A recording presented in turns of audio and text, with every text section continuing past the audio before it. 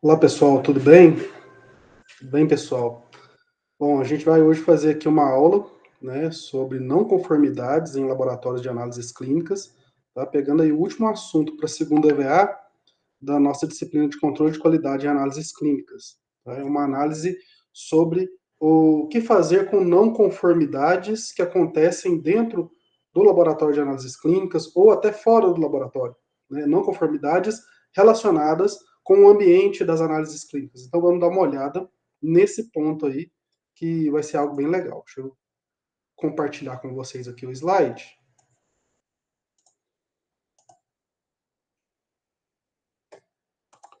Então aí está, né? O controle de qualidade em laboratórios de análises clínicas. Vamos falar de controles de não conformidades, ou seja, coisas que saem fora da nossa rotina, coisas que acontecem que não estão sendo planejadas. O que fazer com essas não conformidades? Lembrando que um bom controle de qualidade, ele permite o registro de não conformidades. Ele permite que você anote e que você tenha esse registro para você aprender com os erros, né? Então, o controle de qualidade, ele tem que fazer isso muito bem, tem que trabalhar com essas não conformidades e tentar corrigir os erros que ocorrem em seus processos, tá? Então, falando de não conformidades, a primeira coisa que a gente pensa é que a direção do laboratório clínico deve estabelecer a política e os procedimentos e também designar pessoal responsável para implementar ações corretivas quando for detectado o não cumprimento de um requisito especificado ou dos seus procedimentos técnicos e administrativos. Tá? Então, a direção da empresa tem que estar muito atenta a isso, né? Tem que designar pessoas que consigam implantar ideias e corrigir problemas. Tá? Então, nunca, lógico, você coloca isso nas costas de uma pessoa só. Mas é bom que você tenha um norte, que você tenha pessoas confiáveis dentro das suas regiões, dentro da empresa, né? Dentro dos seus setores, né? Você tenha pessoas que consigam direcionar aqueles que querem uma melhoria ou que querem uma resposta para um problema que aconteceu. Tá? Então a diretoria ela tem que estar sempre ali atenta a essas pessoas e conseguir aí formatar pessoas ou tecnificar, né? Você conseguir treinar pessoas para serem assim. Né? É bom quando uma empresa consegue fazer os seus funcionários participarem e criar pessoas que tenham essas características que possam dar respostas no momento certo, que possam dar resoluções no momento certo, né? Esses dias eu vi que a nossa geração, né, a geração atual de trabalhadores, quer respostas rápidas e fáceis para problemas complexos, tá? Muitas vezes as pessoas procuram, né, essas respostas fáceis, sendo que o problema precisa ser pensado. O problema ele precisa ser digerido, ele precisa ser mastigado para depois ser engolido, né, e digerido pela empresa. Né? As pessoas querem simplesmente passar um pano, lustrar e está pronto. Tá? E com o laboratório de análises clínicas a gente não pode brincar com a vida das pessoas, então a gente precisa de pessoal capacitado para lidar com problemas sérios, problemas que, que possuam uma bagagem muito forte. Então você precisa de um treinamento robusto para essas pessoas. Tá bom? Vamos lá. A gente tem alguns exemplos de não conformidades que podem acontecer no laboratório de análises clínicas, como, por exemplo, um desvio ou não atendimento nas políticas e procedimentos no sistema de gestão de qualidade. Por que aconteceu isso? Por que aquela pessoa ou por que aquele funcionário, aquele colaborador sai fora das normas, ele consegue burlar o sistema? Né? Então, quando você cria um controle de qualidade, você tenta colocar barreiras para que você tenha ali uma padronização. Se existem pessoas que conseguem burlar o sistema e desviar dos procedimentos ou criar novas normas dentro dos setores, né? Você tem aí funcionários às vezes muito antigos de casa que criam novas normas, novos jeitos da equipe trabalhar e acabam tomando conta do espaço, indo contra ou não totalmente ou parcialmente contra as políticas de gestão da qualidade. Então você tem que ver o que está acontecendo e por que está acontecendo esses desvios. Tá? Outro exemplo é um item de controle de qualidade, um item de controle fora do especificado. Tá? Por que aquilo que é controlado está fora das especificações? Por que está fora da padronização? Tá? E nós olhamos para a empresa, o laboratório de análises clínicas, com olhos de sensores. Né? Então, a gente tem que ver um movimento uniforme acontecendo. A gente tem que ver uma padronização ocorrendo. Se algo sai fora do padronizado, se algo sai fora do que foi combinado em reunião, né, a gente tem que se perguntar o porquê que aquilo está acontecendo e pensar a fundo no que está gerando aquela não conformidade. Uma situação com probabilidade ou ocorrência de acidente, né? Quais as medidas que não foram tomadas? Nós falamos aí aulas anteriores sobre biossegurança, sobre perfuro cortantes, né? E falamos também sobre a Covid-19, que muito se fala sobre os laboratórios chineses ou o laboratório chinês que deixou escapar uma cepa que estava sendo estudada ou modificada na infecção de humanos, né? Então, tudo isso é muito relevante hoje em dia. Tá? Você não pode ter um laboratório onde o que acontece ali dentro gere acidentes ou probabilidades de acidentes. Você tem que criar barreiras e instruções de operação para os equipamentos e para tudo o que acontece no laboratório que evite os acidentes ali dentro. Tá? Uma situação que gere esforço excessivo ou insatisfação das pessoas. Tá? Tudo bem que um funcionário ele é contratado para trabalhar, né? Ele é um colaborador, não gosto de falar funcionário, eu gosto de falar colaborador. Você contrata um colaborador para trabalhar. Mas se você põe uma pressão excessiva sobre aquele colaborador, o que está acontecendo que você não está conseguindo dispersar essa pressão entre todos os colaboradores? Porque uma pessoa só está sentindo essa pressão, ou porque só uma equipe está sendo pressionada. Né? Muitas vezes, se uma equipe do seu laboratório está sendo pressionada, se um setor específico está sendo pressionado, é porque é um setor muito competente e você está jogando muita responsabilidade em cima daquelas pessoas competentes. Né? Então você esquece as pessoas incompetentes e dá para elas um descanso sem você perceber. Aquelas pessoas incompetentes se sentem mais à vontade dentro da empresa do que aquela equipe que está buscando a qualidade, que está buscando colocar as coisas em ordem. Então, quais as situações que estão gerando um esforço excessivo para certas pessoas, gera uma insatisfação, enquanto outra parte da equipe está lá na maciota, está conseguindo entrar e sair do serviço todo dia, tomar seu café, conversar, bater papo e ir embora. Isso seria uma situação hipotética, mas que acontece geralmente em todas as empresas, não deixa de acontecer também em laboratórios de análises clínicas. Em laboratório de análises clínicas ainda tem o agravante que a gente está trabalhando com um pessoal técnico. Então, sempre tem pessoas muito bem estruturadas tecnicamente, né, e que querem fazer o processo mais redondinho possível. Tá? Então, ele tem que ter ali colegas de trabalho que dão esse suporte. Se você tem colegas de trabalho que não dão esse suporte, ele ainda vai fazer o processo, tentar rodar o processo da maneira mais correta possível e ainda arrumando os problemas de outras pessoas que deveriam colocar ali em prática o seu conhecimento. Né? Então, a pessoa que trabalha corretamente, ela está sempre ali consertando ou tentando consertar buracos deixados por outras pessoas, né? E acaba que ela faz isso de maneira inconsciente, porque ela quer o serviço dela redondinho, completo, e acha que toda aquela pressão é própria do serviço dela, né? E acaba criando uma bola de neve. É bom que você tenha pessoas assim, mas que você consiga, né, dispersar essa energia entre todos os profissionais dentro da área do laboratório. Aqui a gente já tem alguns exemplos de não conformidades e eles podem ser observados tanto pelo cliente do laboratório, né, o paciente que está ali na fila de espera, ele pode observar isso e relatar. Você tem que ter algo que você possa, algum tipo de comando onde a pessoa possa escrever e relatar isso para você. Você pode ser relatado por outra área ou pelo próprio colaborador que está trabalhando na função. Então, todas as pessoas que estão envolvidas no processo, inclusive seus clientes, eles podem relatar não conformidades. Tá? Eu tenho isso em mim de relato de não conformidade dos tempos de farmácia de manipulação, controle de qualidade, ISO 9000, né, onde a gente cria formulários para que os clientes relatem ali as não conformidades que forem identificadas. E se o cliente não preenche o formulário, é obrigação do profissional que está atendendo o cliente preencher o formulário de não conformidade e passar para o seu superior dentro do sistema de qualidade.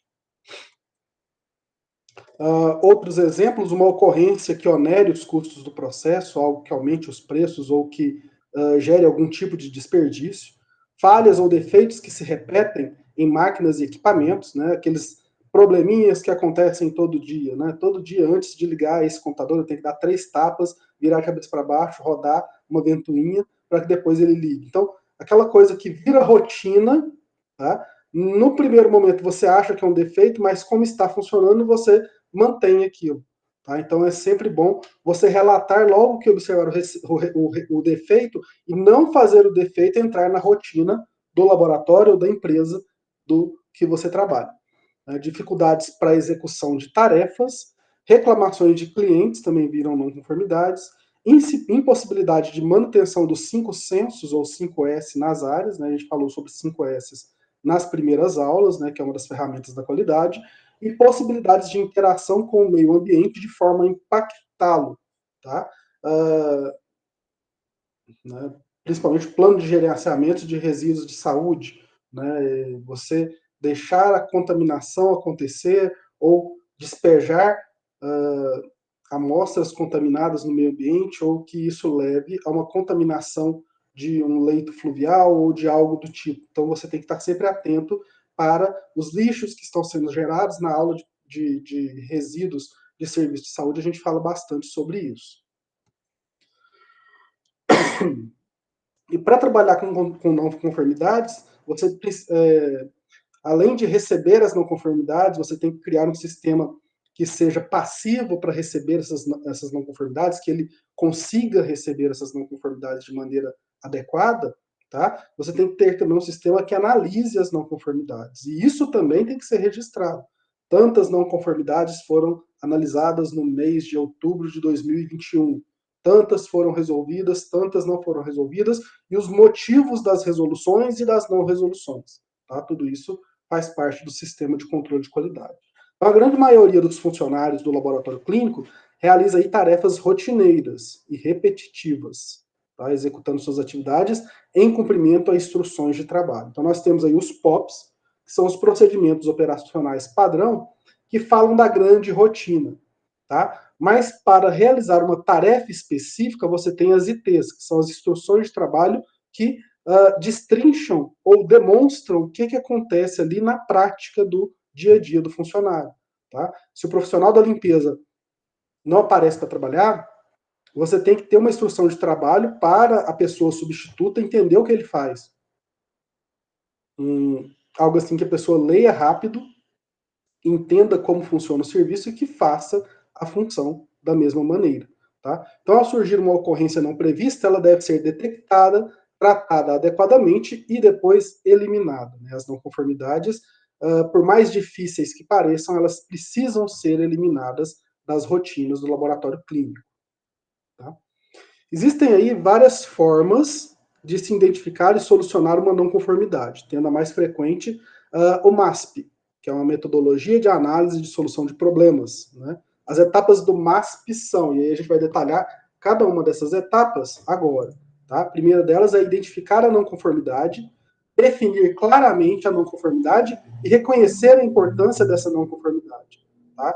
Para a gente realizar esse passo, a primeira coisa que a gente tem que fazer é escolher a não conformidade. Né? Essa é a tarefa mais importante, porque 50% do problema é resolvido com a correta identificação da mesma. Você saber escolher isso e identificar que é uma não conformidade, né? Identificar ela já é metade do problema. Realizar um brainstorming entre os membros do grupo. Né? Então, na identificação, você realiza essa chuva de ideias, levantar corretamente o histórico da não conformidade, identificar aí a frequência que ela ocorre e o modo como a mesma ocorre nos dia a dia, como que essa não conformidade acontece, como que ela funciona, tá?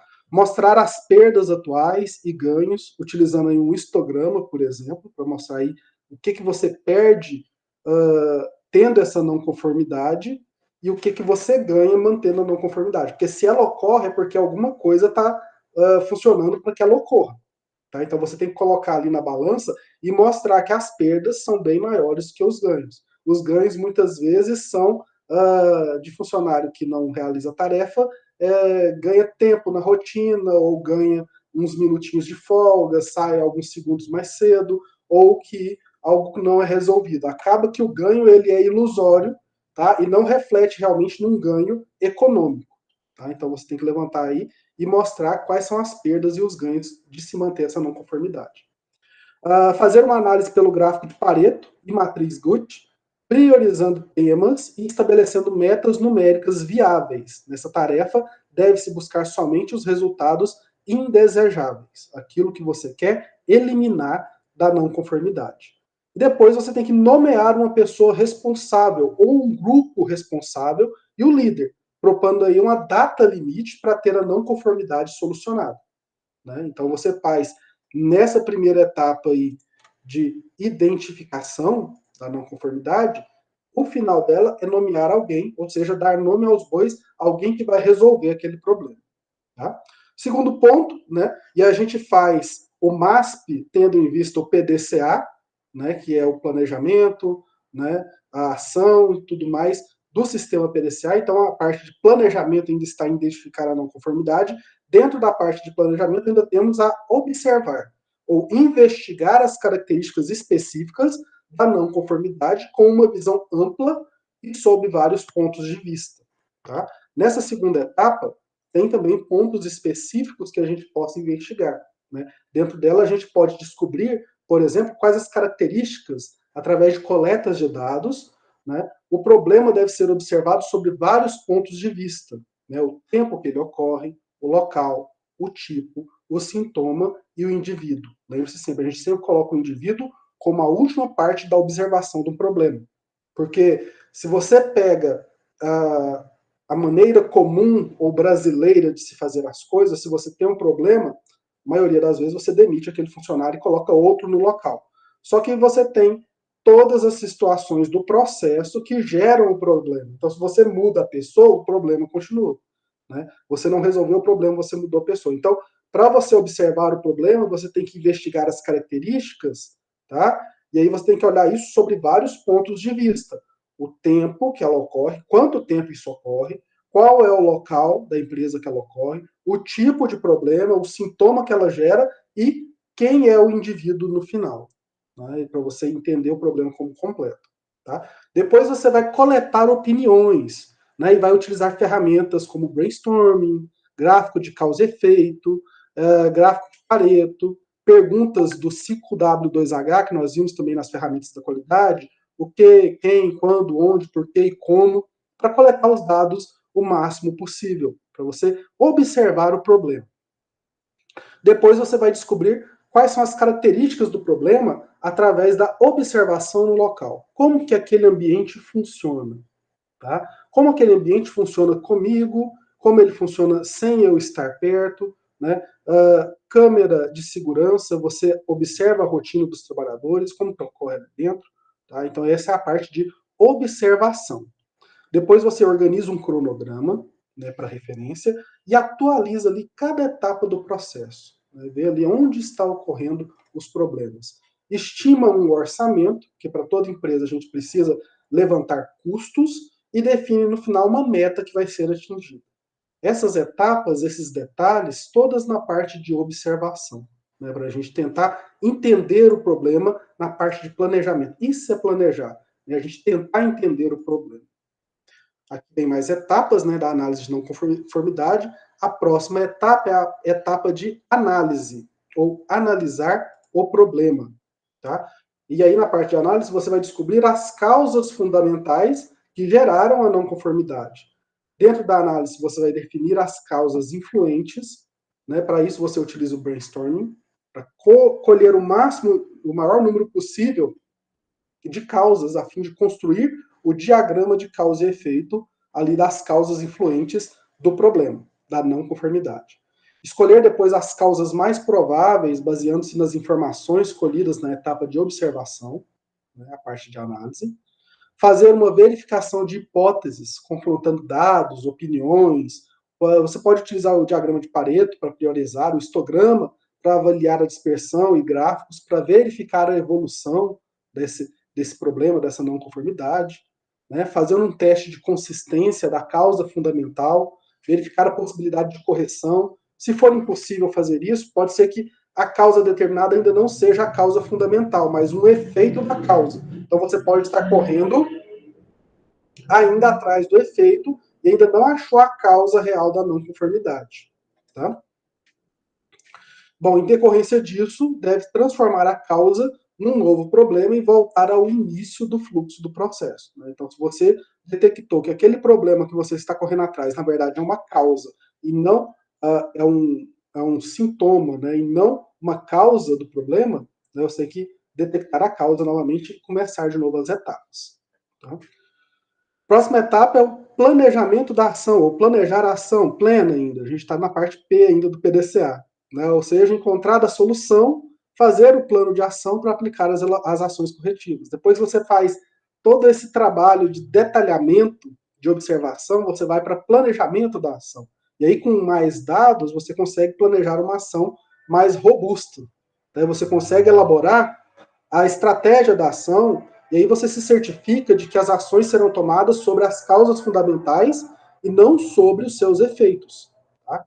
Aí você pode elaborar um plano de ação para corrigir, revisar o cronograma através do 5W2H e do fluxograma, identificar os resultados esperados em cada estágio da implantação da solução e prever os recursos necessários para cada tarefa. Tá? E aí você vai indicar o responsável também e o tempo exigido para a execução. Tá? Essa parte de você levantar custos e indicar pessoas também é muito importante. Tá? Próxima etapa, a gente sai do planejamento e vai para a ação. O do, ação. Executar o plano de ação corretivo.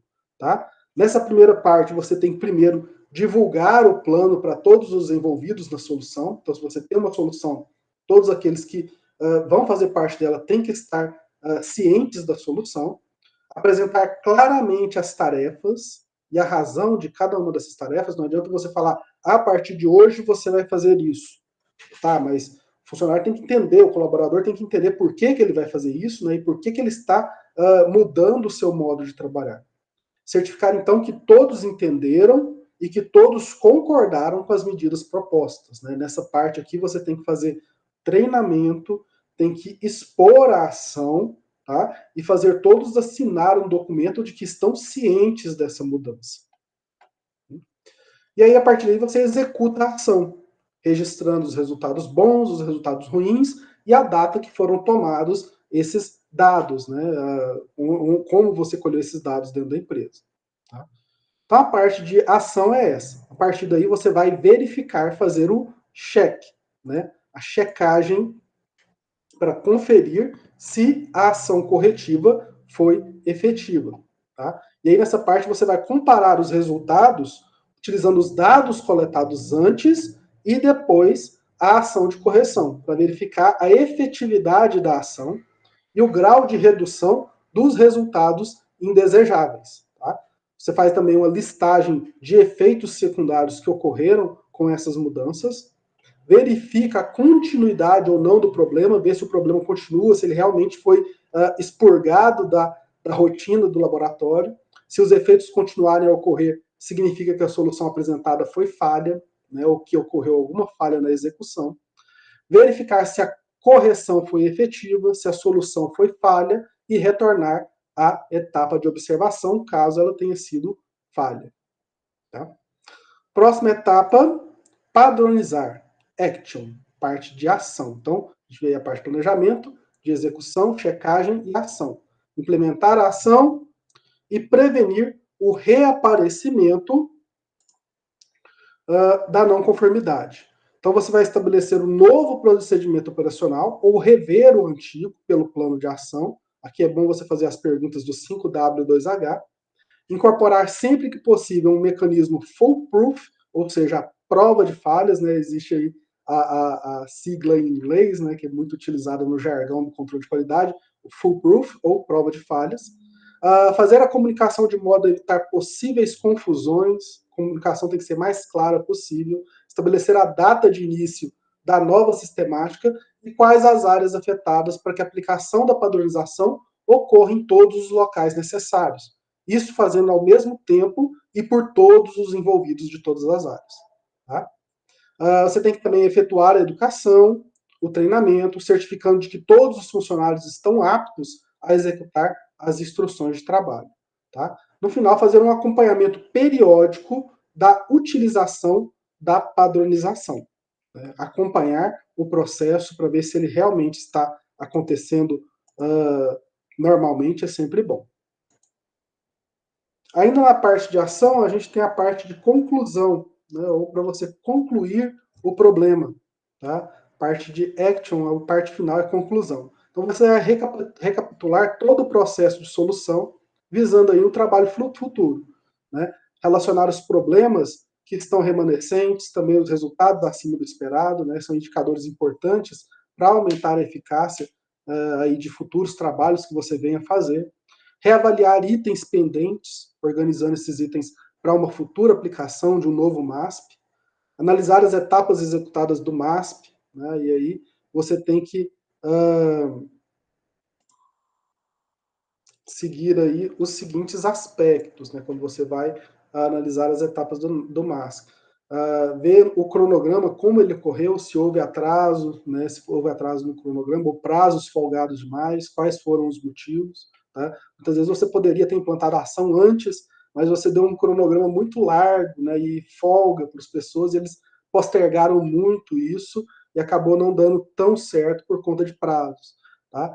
Elaborar um diagrama de causa e efeito é muito bom, né? Ver se isso foi superficial, né? Esse diagrama de causa e efeito sempre dá uma medida da maturidade da equipe envolvida. Né? Quanto mais completo for o diagrama, mais habilidosa é a equipe. Tá? Perguntar se houve participação completa dos membros, se todo mundo participou do processo de melhoria da resolução desse problema. Né? O grupo era o melhor para solucionar aquele problema ou foi necessário chamar a ajuda de outras pessoas?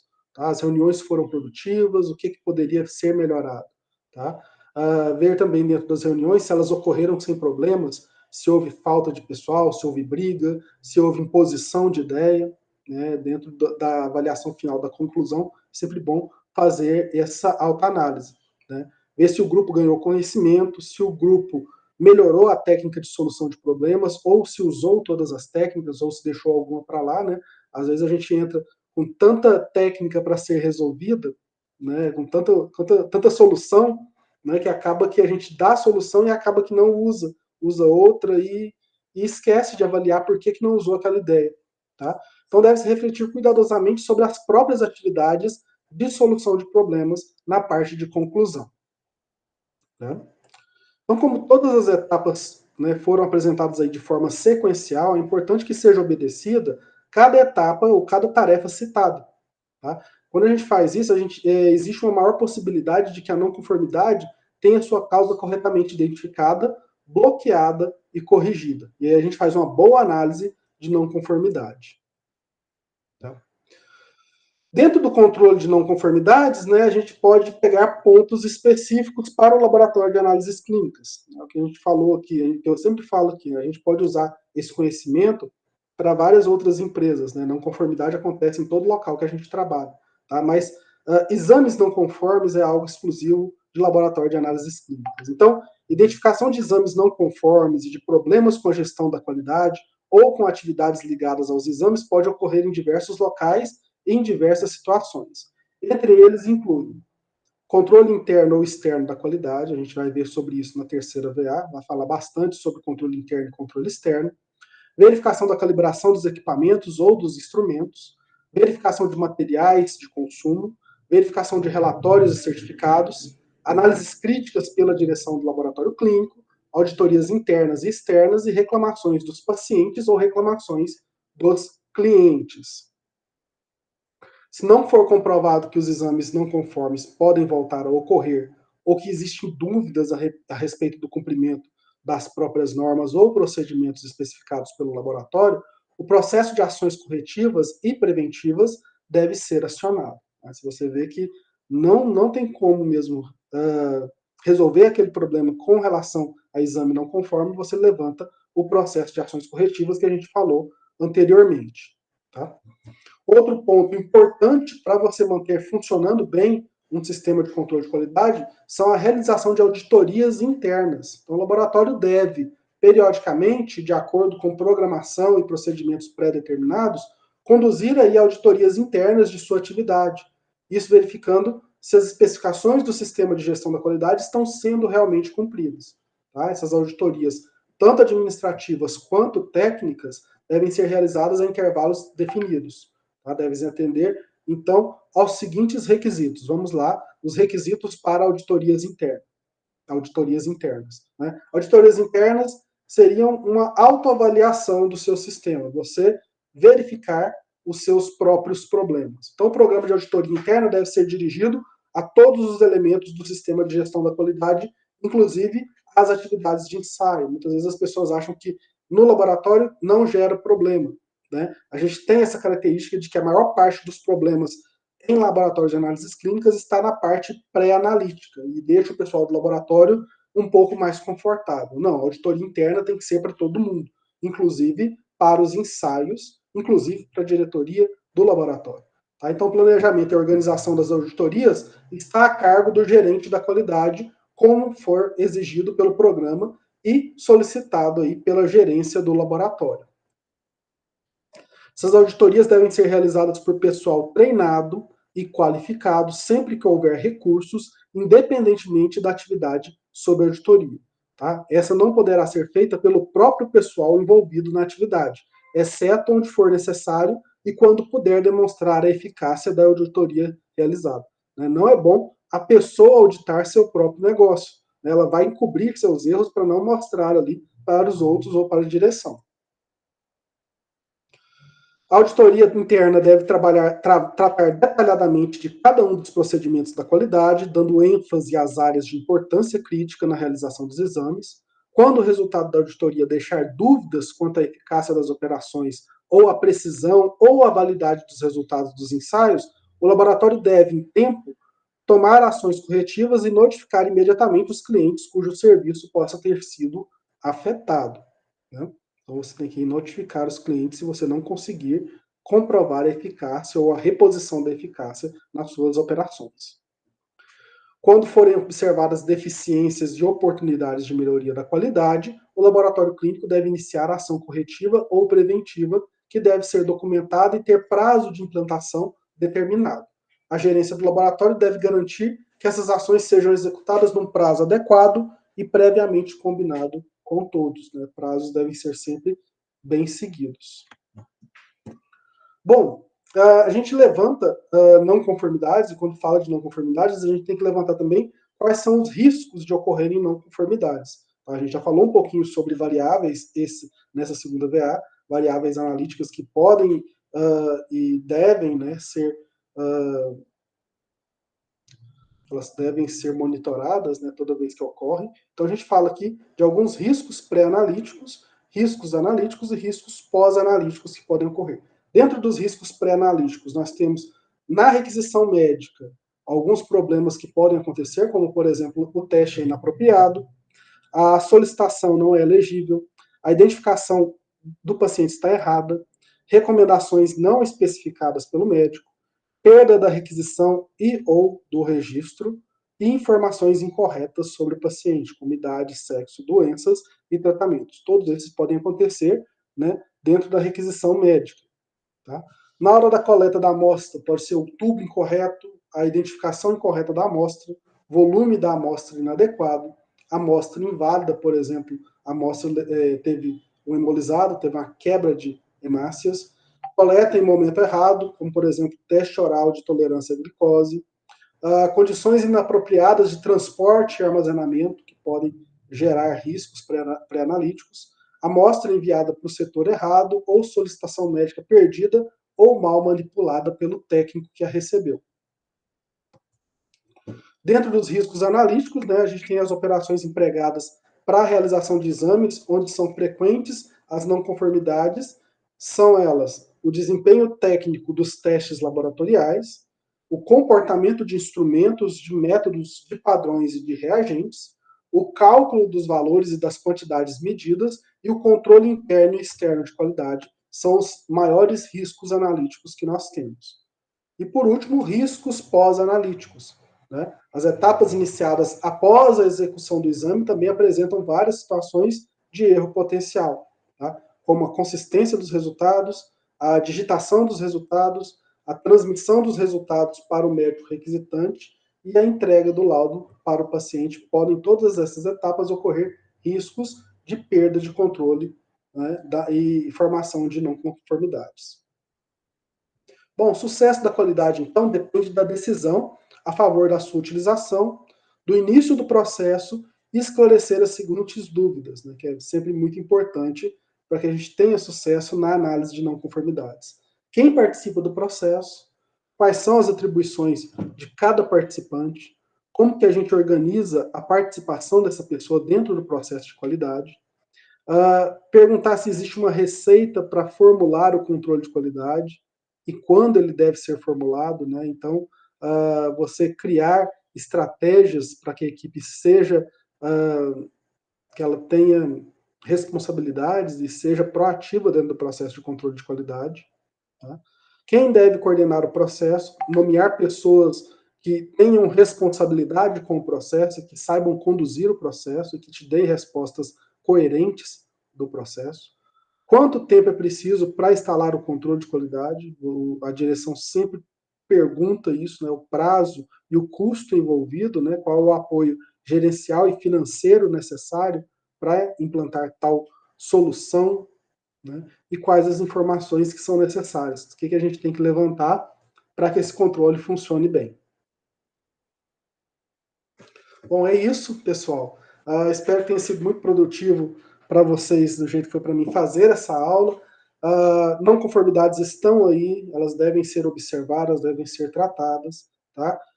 Peguem as dúvidas, se vocês tiverem alguma dúvida com relação à análise de não conformidade, à verificação de processos que não tenham sido sanadas, anotem, tá? No nosso próximo encontro presencial, respondo para vocês todos esses problemas. Muito obrigado pela atenção, tenham todos uma boa semana, bons estudos e boa prova. Até mais.